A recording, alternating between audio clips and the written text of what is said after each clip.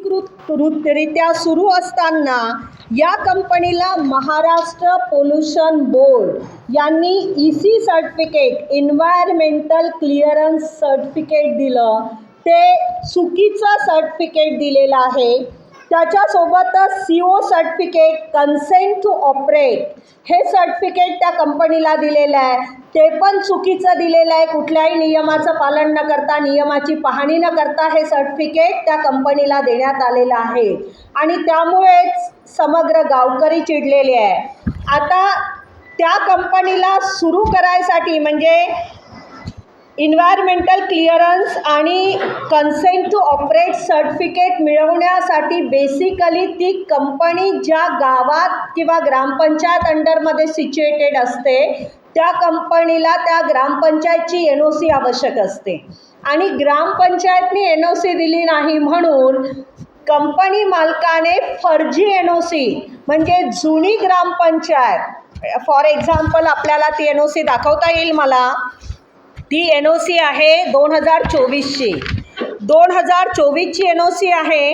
2024मध्ये जी body अस्तित्वात नव्हती, जे सचिव अस्तित्वात नव्हते, त्यांनी 2024ला 22/11/2024ची NOC ही सरपंच अरुण आखरे आणि सचिव संगीता भोळे यांच्या नावावरती NOC दिलेली आहे. जेव्हा की संगीता भोळे या 2022लाच त्या ग्रामपंचायतमधून गेल्या आणि 2023ला अरुणजी आखरे जे माजी सरपंच आहे त्यांचं पद गेलं आणि 2023पासून पाटीलताई आणि यांची नवीन बॉडी ही आलेली आहे.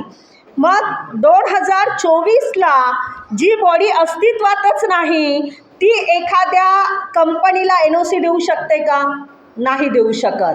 म्हणजे हा फार मोठा फ्रॉड त्या कंपनीने केलेला आहे. चुकीचा लेटर पॅड वापरून कदाचित त्या सरपंचाची, जुन्या सरपंचाची पण त्यांनी फर्जी सही केली असेल आणि त्या सचिवाची देखील फर्जी सही केली असेल. अशा प्रकारे फ्रॉड केलेला आहे. बरं, मागील 4 महिन्यापासून किंवा 3 महिन्यापासून आपल्याला मी किती संदर्भ दिलेले आहेत, आपल्या याच्यात संदर्भ लिहिलेले की ग्रामपंचायत आणि गावकऱ्यांनी अगदी त्यांच्या चपला झिजवल्या म्हणायला हरकत नाही. प्रत्येक वेळी BDO, तहसीलदार, त्यानंतर महाराष्ट्र पोल्युशन बोर्ड या सगळ्यांकडे तक्रारी केल्या आणि या सगळ्यांकडे तक्रारी केल्यानंतर प्रत्येकाच्या व्हिजिट झाल्या.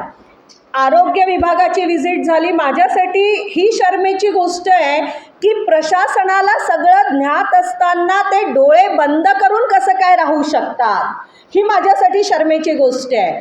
प्राथमिक आरोग्य केंद्राने ज्यावेळी त्या जागेवर व्हिजिट केली त्यांचा अहवाल मी आपल्याला सोबत दिलेला आहे.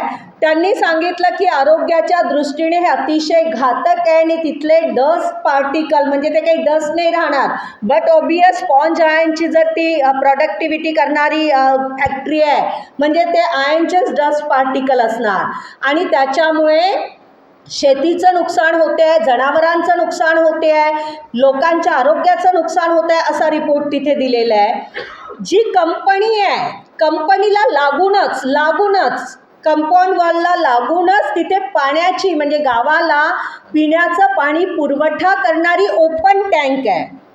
म्हणजे त्या कंपनीतून जे काही स्मोक निघतो, डस्ट पार्टिकल्स निघतात ते पूर्ण त्या टंकीमध्ये जातात आणि त्या टंकीचं पाणी संपूर्ण गावाला प्यायला लागतं. आता काही एवढे श्रीमंत तर गावचे लोक नाही आहेत की ते प्रत्येकजण आपापल्या घरी RO बसवून घेतील आणि एवढं दरडोई उत्पन्न पण आपल्या भारताचं नाही आणि महाराष्ट्राचं तर नाहीच नाही की प्रत्येकजण RO बसवू शकेल आणि संपूर्ण गाव ते प्रदूषित पाणी पिते. नदीच्या पात्रामध्ये ते डस्ट पार्टिकल गेले असल्यामुळे जे जनावरं पाणी पितात त्या जनावरांच्या पोटामध्ये ते जाते म्हणजे दुधाच्या रूपाने पुन्हा माणसांच्या पोटामध्ये येते. अशा प्रकारे त्या कंपनीमुळे बरं शेतीचं प्रचंड नुकसान झालेलं आहे. हे मी नाही म्हणत, हे कृषी विभाग म्हणते आहे. कृषी विभागाने अहवालामध्ये दिलेलं आहे की शेतीचं किती नुकसान झालेलं आहे, त्याचा अहवाल देखील मी आपल्याला सोबत दिलेला आहे.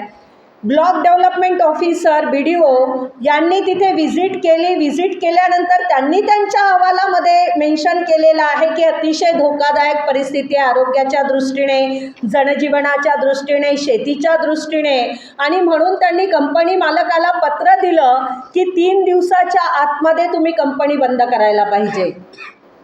हे सगळं झाल्यानंतर देखील त्यांनी जेव्हा कंपनी बंद केली नाही, पुन्हा एक विशेष महत्त्वाची बाब म्हणजे तीर्थक्षेत्रात येणारं प्राचीन 250 वर्षापूर्वीचं मंदिर तिथे आहे, जिथे हजारो भाविक त्या मंदिरात स्वयंपाक करायला यायचे, दर्शनाला यायचे. परंतु आता ते मंदिर ओसाड झालेलं आहे, कारण ते मंदिर पूर्णपणे काळ्या डस्टनी आच्छादिलेलं असल्यासारखं मंदिर झालेलं आहे.